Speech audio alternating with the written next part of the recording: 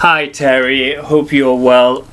First of all, many apologies for the delay and for how overdue this video is. I wanted to initially reply immediately after your video on why you wanted Jose Mourinho to stay at United, but then came the infamous Heritage press conference, and I felt I wanted to address that as well. So many apologies that it has taken this long to reply. Before I start, just very quickly, I hope that in no way, shape or form do I misrepresent your position and or in any way disrespect you. That said, this is how I'm going to try to reply to your video. I'm going to do my best to construct my reply by going through the points you raise in your video chronologically and then give my response to each point. Now, there are obviously some points that are repeated and others that keep coming up in different shapes and forms, so I won't repeat those. So, to start with, you say at the start of your video that your views, opinions matter to you, but then you proceed several times throughout the video to denounce those people who disagree with you by claiming that they are either indoctrinated by the media or they influenced by the social media or their mates who give them banter. And I think this is a common social media debate tactic. So a person who holds one opinion says, "Oh, I don't believe everything the media tells me," and the trick here is, of course, to make out that you are someone who can think for yourself, whereas the person who disagrees with you is just a sheep who blindly follows what others tell him. Now, I don't believe that your motives are as insidious as that, but I think you should really think about that argument before you're making it, because people who disagree with you may very well come to their own conclusions just as well as you have come to your conclusion without them being indoctrinated or manipulated by external factors. But there's another problem with this as well, and the problem is that there is no such thing as the media on any given subject. So for example, if you read The Guardian, you'll find views that are completely opposed to the views expressed in The Telegraph. So it's the same thing with football. There are writers who have enormous love for Jose Mourinho and think he's the best man for the job, and there are those who think he's the worst man for the job. So to insinuate that there is this one linear narrative on Jose Mourinho in media is incorrect.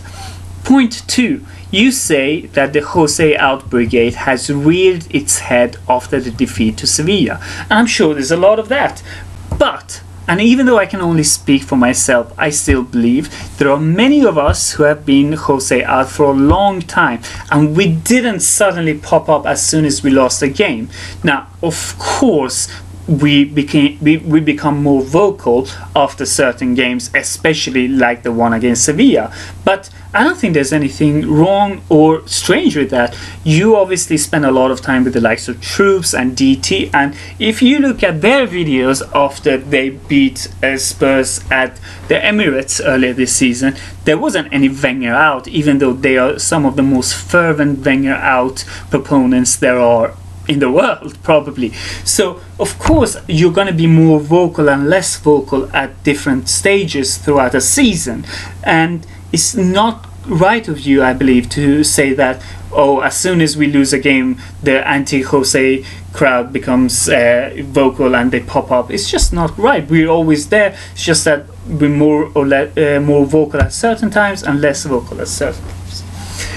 Then you move on to read Nate's tweet, and you say it sums up the criticism of Mourinho perfectly, namely that people disregard all the good things he's done and only focus on the negative. And this argument is also presented when you mention players that have progressed under him, where you mention Martial, claiming he's having the best season of his career, Rashford and Jesse Lingard. Excuse me. Now, let's spend a few minutes on unpacking this argument. It's first of all simply not true that Martial has improved under Mourinho. He has only improved significantly compared to last season, the famous so-called second season, where he was playing under the same manager. But if you look at his first season and compare the stats with this season, there is no significant improvement whatsoever. To claim that Rashford is playing better now when he's rarely getting a chance, I think is actually an argument against Mourinho, because he has consistently and constantly neglected a player who is, according to yourself, playing really good football. Now, there's no denying that Jesse Lingard is having an outstanding season, and much praise to Mourinho for that. So you can be critical on some aspects and be positive on some aspects while still maintaining one position, one overall position. I don't think that's unfair. But what I do think is that this is all a red herring, namely that we focus on an isolated detail and therefore ignore the main issue. So you can theoretically, hypothetically, have a manager who makes every single player in his squad improve as individuals without it necessarily resulting in a team that is playing better. And obviously the opposite is true as well. So if you look at Leicester in their title-winning season, they certainly didn't have the best squad of players, but they had the best team. Last season, our best player, as voted by the fans and the players themselves, was Ander Herrera.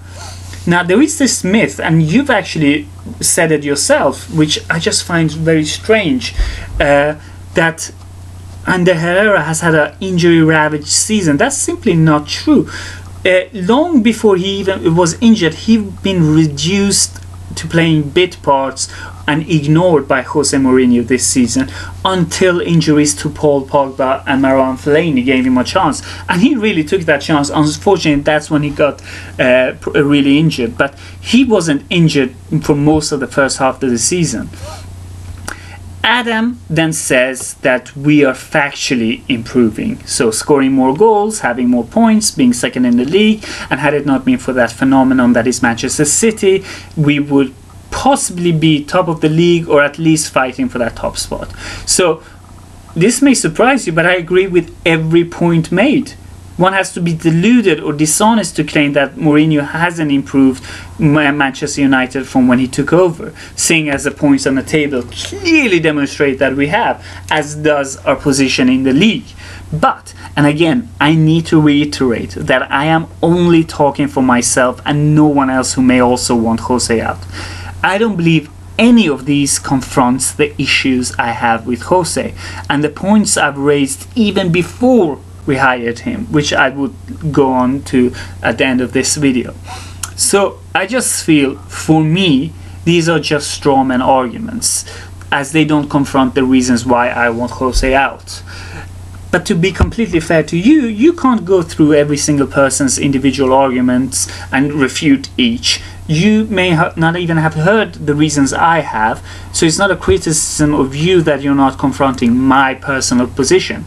You're obviously doing your best in confronting the arguments you see the most. So I don't want to raise this as a criticism to you.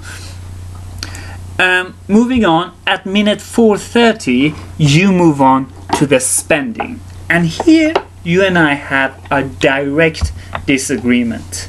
So I think your focus on the amount is misleading, as it's not a key factor here. Sorry. So, if you spend £200 million on, let's say, Neymar, you've spent a lot of money, but you've only got one player for it. So I think it's far more important to look at the investment made in terms of number of players brought in and the value they've brought to the team. Now, Mourinho has brought in 8 players during the time he has been with the club. That's Eric Bailly, Zlatan Ibrahimovic, Paul Pogba, Henrik Mkhitaryan, Alexis Sanchez, Lukaku, Matic and Lindelof. Now, the reason why this is far more important than the amount spent is that this demonstrates the myth of this not being Jose's team as complete and utter rubbish. No manager can bring in 8 first-team players without being able to say that he now has his team, especially at a club like Manchester United, where it wasn't like he had a terrible relegation-threatened squad to begin with. And looking at those 8 players, I think it's very safe to say that we have the right to expect a far better team than what we are seeing now, which was the criticism I initially tried to raise during my phone call when I called you straight after the Sevilla game. But I appreciate that you obviously have a lot of calls you need to go through and time is limited, so I don't get to elaborate on my point for very long. So here is my actual criticism. Jose Mourinho has a style of play which is highly individualistic, and that is why our front four, even in games where we dominate and score 4 goals, which has obviously happened several times this season, the front four don't play like a unit.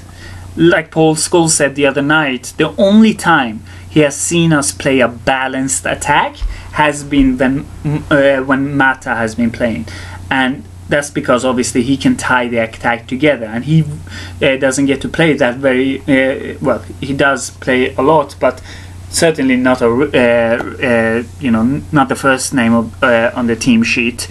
So obviously this criticism has been echoed by both Gary Neville and Rio Ferdinand. So, and the reason I bring these up is to show that there are people who don't have an anti-Manchester United agenda who are raising the same points. So it's not like this is an anti-Man United media narrative that I'm trying to raise.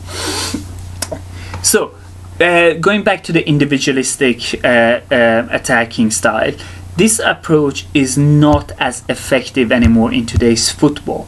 And if you look at the top teams in every major league, be it Manchester City, Barcelona, Bayern Munich or Napoli, they have all adopted a Unitarian model. Obviously, that is not to say that in the individualistic approach by Mourinho doesn't win games. It clearly does. And that's why we're second in the league. So I think you misunderstood my argument when I said that this way of playing football is not going to cut it anymore. I didn't mean that it doesn't win games or that it's outdated, which I think you believed I said. Excuse me. What I meant is that it's inadequate to win major trophies these days. Obviously, it works for things like the League Cup or the Europa League against the lesser teams, and it may even work for the FA Cup.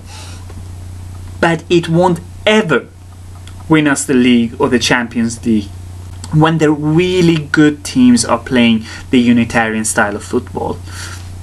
Now, having said that, obviously, I think the way I expressed this during the phone call was quite poor, and I didn't get a chance to expand on it. So, completely understandable that you drew the conclusions that I didn't mean, and that's my fault. Then you move on to your reply to James, who raised the point about David De Gea.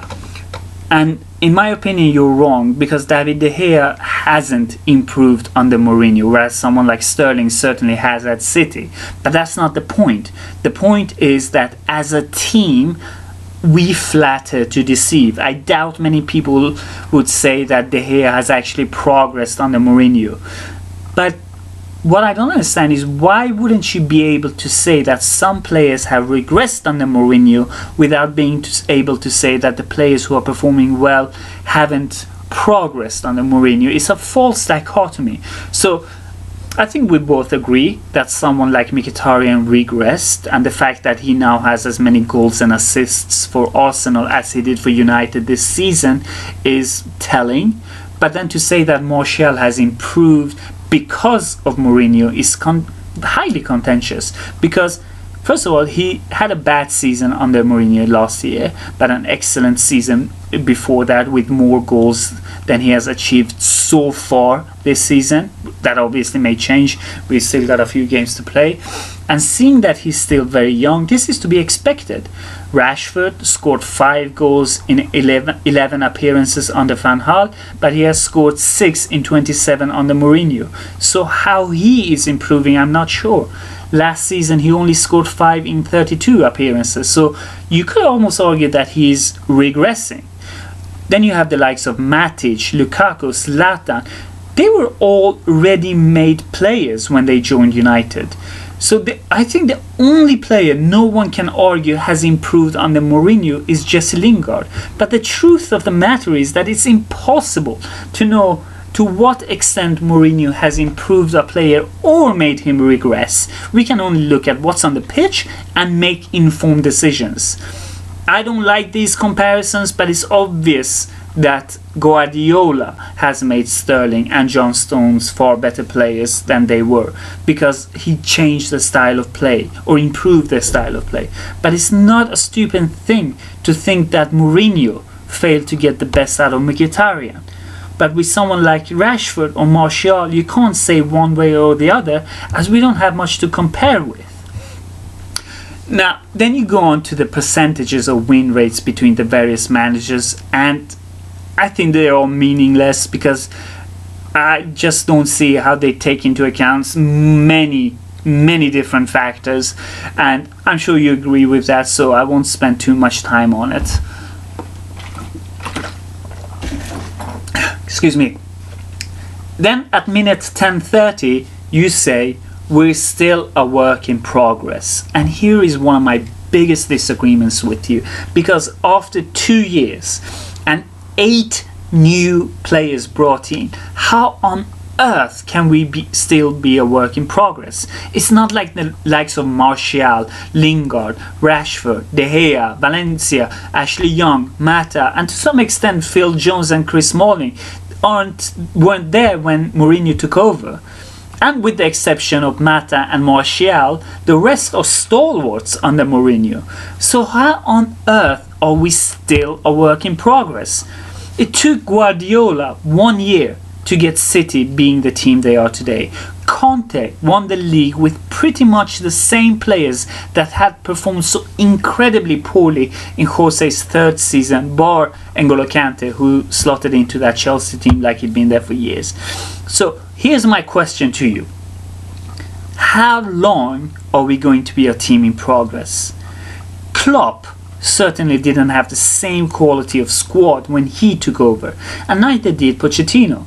Yet no one can tell me that they're not playing as a team. Now, I will get more into this later when I talk about the point you raise, namely that 8 Spurs players would get into our squad or our first team, yeah, yet they are below us. You then move on to the stats about Sanchez losing the ball as often as he did for Arsenal, but then claim that, oh, but it wasn't highlighted as much by the media. Now that's just, and I'm very sorry, I don't mean any disrespect, but I can't think of any other word than nonsense for that. Because even if Sanchez did lose the ball that much, his contribution, his positive contribution, was so incredibly valuable that it tilted the scale into his favor. At United, so far, he has been dreadful. And that is because of the manager's style of play as well as his logic in the transfer window. Now, you can talk to any one of my teammates, of my mates who follow football, and they will all say that I was obsessed with Sanchez all the way back to when he played for Udinese, and I almost cried when he went to Arsenal. So, of course, I personally was over the moon when we got him. However, no one can argue that we actually needed him.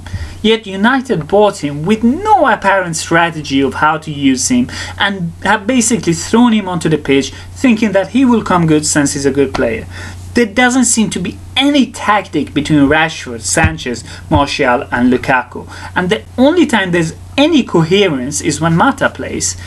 But with a lineup like that, we should be tearing teams apart. However, despite that, we play like we did against Sevilla, or when we go away from home against the bigger teams, we sit back and go for a 0-0 draw. This is one of the main reasons why I was so opposed to the appointment of Jose Mourinho, and why I've always been a Mourinho out.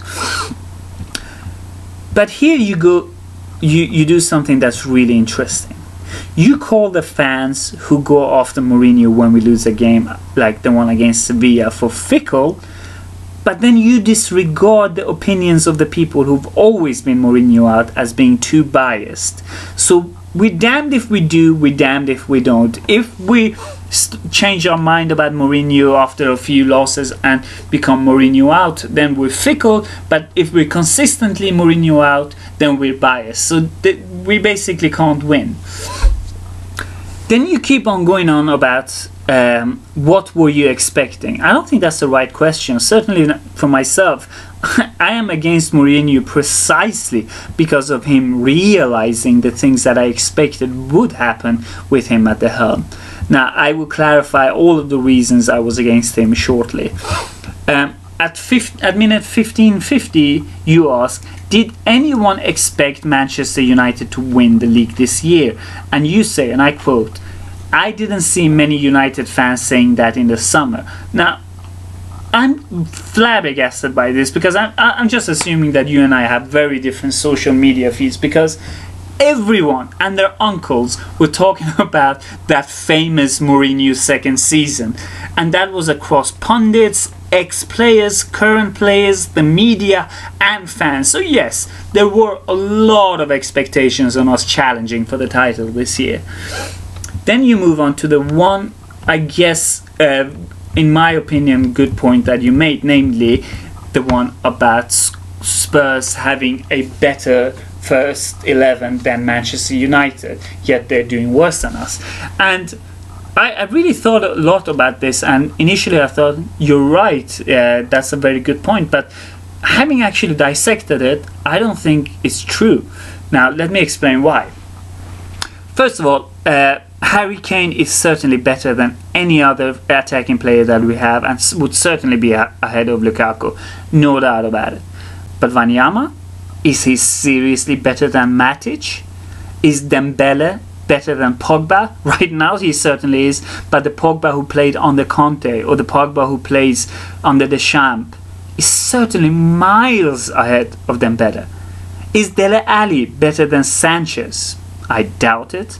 The back four, I think they're all ahead of what United has, but I think a lot of that is because not because, but it's down to Jose Mourinho. The fact that he brought in 8 players and only 2 defenders, one of whom is injured half the time or off to African Cup of Nations every other year, and the other one not even Premier League standard, much less Manchester United standard.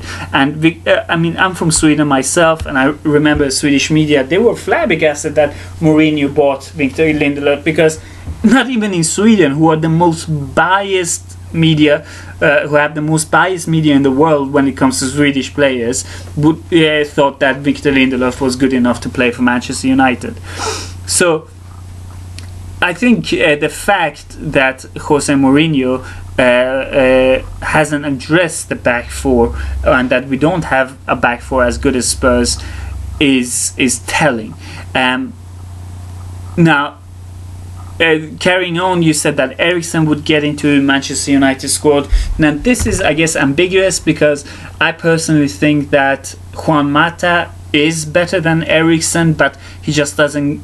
First of all, doesn't get to play as often as Eriksen, and when he plays, he's almost always played on the right rather than his preferred number 10 position. And I'm convinced that if he was given a continuous run in that number 10 role, he would be invaluable for us. But that's just my guess. I'm not actually basing that on any facts, and I may be wrong on it. Sorry about that. Moving on, I think fact of the matter is that Spurs have an inferior squad on paper, yet a manager who is getting the most out of the players at his disposal, whereas Mourinho alienates players. He's only focused on the Mourinho profile, the Mourinho brand, and I thought this was evident by his comments of United being knocked out by his Porto and Real team, so it's nothing new, which exposed exactly what he thinks of us as a club and which is the most important thing for him, Manchester United or himself. And I would say, again, this is an assumption, but I'm very confident on making it, that with the players we have at our disposal, the likes of Pochettino, Klopp, certainly Guardiola, Nuno Espirito Santi, Maurizio Sarri, Allegri, Ancelotti, they would all do far better than Mourinho has done. It's just not true that we are ahead of Spurs even though they have a better squad. We are ahead because we have a better squad and because it took Spurs 3 months before getting used to playing at Wembley. Liverpool, ever since they finally bought a defender in Van Dijk, have, I think, gained more points than we have. And yes, we've beaten both teams at Old Trafford, but we lost at Wembley and we played for a draw at Anfield. Now, let's now go to your caveat about sacking Mourinho, getting Pochettino and finishing 6th. You asked that question. I have a friend on Twitter, Jay, who's a Spurs season ticket holder. He goes to every game. He's been following them for 30 years. And if you look back at his tweets from Pochettino's first year in charge, as well as the first half of the second year, he kept wanting the Argentinian out. But, as opposed to Mourinho, Pochettino has demonstrated that he can build a team from scratch, and it's a process which takes a long time. So he has earned the right to that time based on what he has achieved with Spurs, Southampton and even Espanyol. Mourinho, on the other hand, has always won the league in his second season in charge, and this is the first time it isn't going to happen, and that's despite buying more players than he has ever done at any team by this stage.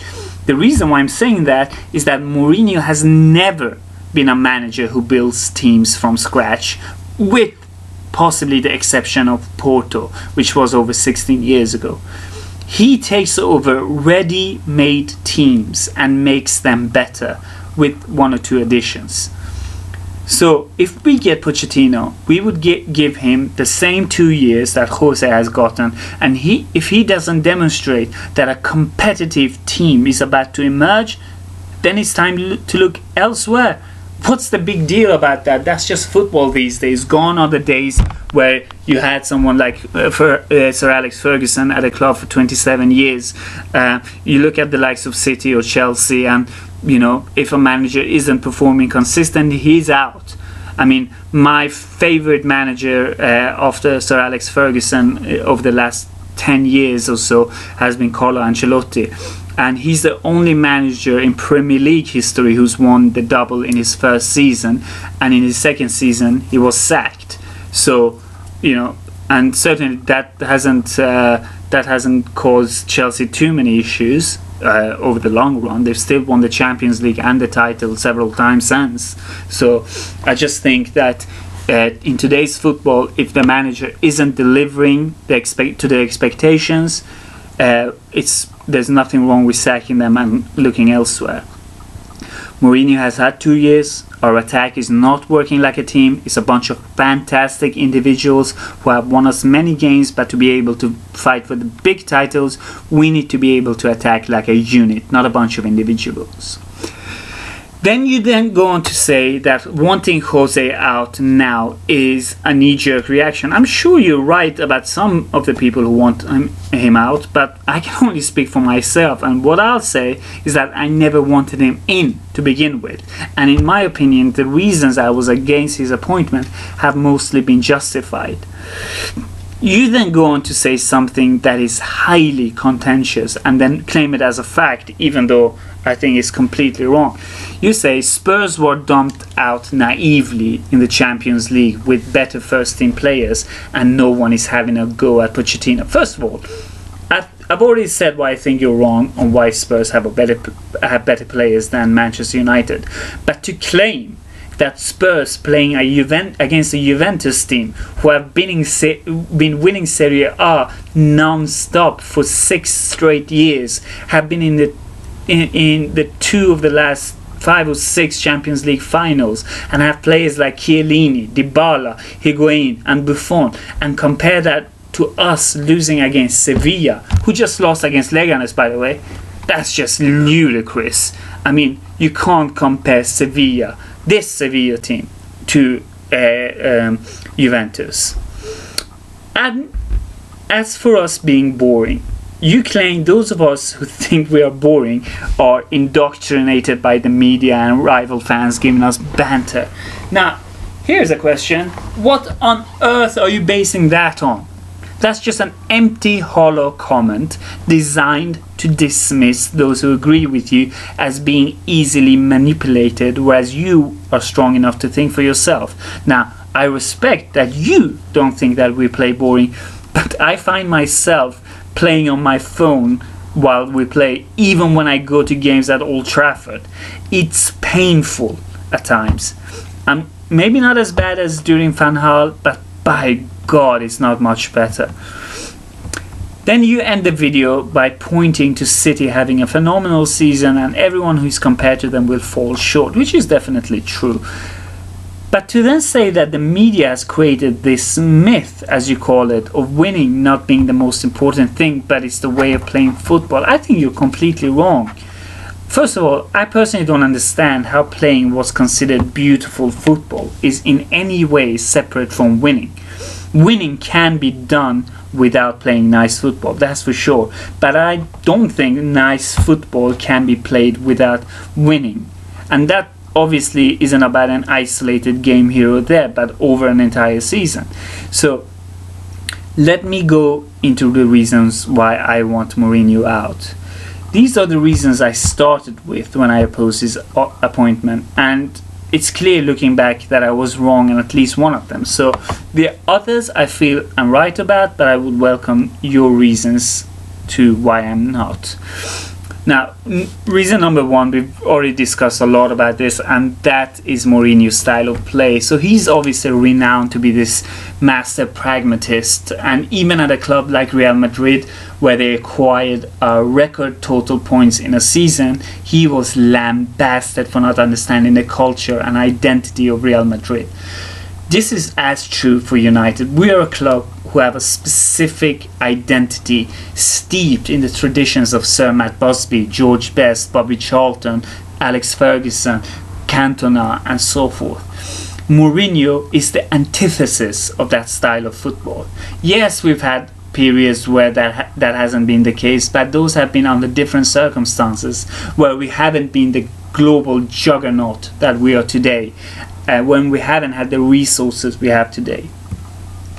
Point number two, Mourinho eventually always poisons the dressing room, and I don't think there's any doubt about this. He always has his favorites in every team he's managed, whether it's Terry and Drogba at Chelsea, Schneider and Chivu at Inter, Modric and to some extent Varane at Real Madrid, and now Fellaini and Lukaku at Manchester United. At the same time, he creates rifts with stalwart players for the sole reason to demonstrate that he is the boss and he wants to assert his authority. At every club he goes to, he does this, whether it's Casillas at Real Madrid, Mata at Chelsea, Adriano at Inter, and initially even Ronaldo at Real Madrid, even though they did patch things up. At United, he did that certainly with Schweinsteiger, even though I personally never thought Schweinsteiger was a good player for us. I still think the way he treated Bastian Schweinsteiger kind of was in line with how he has always done with a certain major player in every team he's gone to. His personality, point number three. Mourinho always thinks of himself as bigger than the team, and he thinks of himself as a rebel. This has worked perfectly in there, and if you wish, the smaller clubs or the clubs who've not necessarily been as successful as the others in that league, be it Porto, or Inter or Chelsea. And when he's been that rebel, he's been at home. But when you're taking over the biggest club in the world, or at least in England, that's just not going to work. You see him now, he's always blaming referees, he's even blaming fans and the ball boys, even the players he previously tried to protect. And in his world, it's never his fault, it's always external factors. Now, the point I was wrong about before he was appointed was his trust in youth. Now, you said recently on your social media that it wasn't Mourinho's fault, but the club's decision that the likes of Lukaku and De Bruyne and Mohamed Salah left Mourinho's team. But that is not consistent with the comments made by even Lukaku when he joined Manchester United, or certainly Kevin De Bruyne. But like I said, I think I've been wrong on this point, because he's given the likes of Rashford and Scott McTominay chances. So I think I was wrong. My fifth point was his mental state after the abject humiliation of being fired 7 months from winning the league. Where was he at? Was he ready to take over the biggest club in the world? And I guess I'm wrong on that. I think his confidence hasn't been shattered, but his arrogance certainly isn't being justified, shall we speak, in the performances. Now, like I said, I wanted to post this video much earlier, but then came that famous Heritage press conference, and I really wanted to say something, because if there ever was a moment that summed up why I can't stand Jose Mourinho, it was that. It is simply not true that it is in Manchester United's heritage to not go for the win at Old Trafford, especially in a vital Champions League games. We did so even against Bayern Munich when Moyes was manager. We did so even when we went out in a group stage when Van Gaal was manager. So to come in front of the press and talk about how it's in our heritage that we as Manchester United go out like with a whimper against a less than average Sevilla team was probably the biggest insult, far bigger than when Moyes said that we should aspire to play like Manchester City does. Far bigger. I mean, it revolted me. Is that something you can say? I think you have to look at specific factors. You look at the team Moyes took over, and I've always been against the fact that he took over an aging poor team. I thought this was a team that, if I'm not mistaken, won the Premier League with 11 points, and it wasn't right of him to say that he took over a aging poor squad. And Sir Alex Ferguson certainly reiterated my position in his book, where he said that the average age was something like 26. So, but you can certainly make an argument that the team that Moyes took over wasn't perfect, and Van Gaal was Van Gaal. I hated him. I still hate him, but even he never stooped to such depths as Mourinho, saying that it is in Manchester United's heritage of going out with a whimper, without a milliseconds of fight against an average Sevilla team. When Mourinho is against the establishment, he does well. He was perfect for Porto, he was perfect for Chelsea, he was perfect for Inter. He wasn't good for Real Madrid, and he isn't good for Manchester United.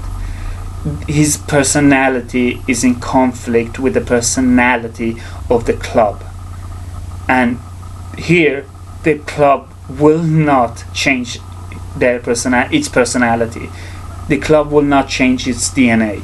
The expectations of the fans will not change.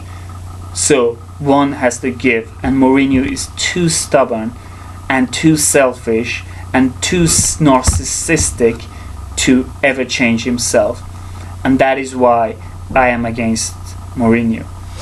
Now, again, just before finishing up, I hope in no way do you feel disrespected. I'm sorry that this has been a very long video, but I really wanted to present the positions and the points you've raised and give my reasons to those, my arguments against those points.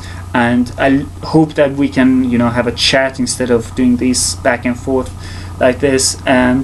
But I look forward to your reply, and yeah, wish you all the best. Thank you very much. Bye.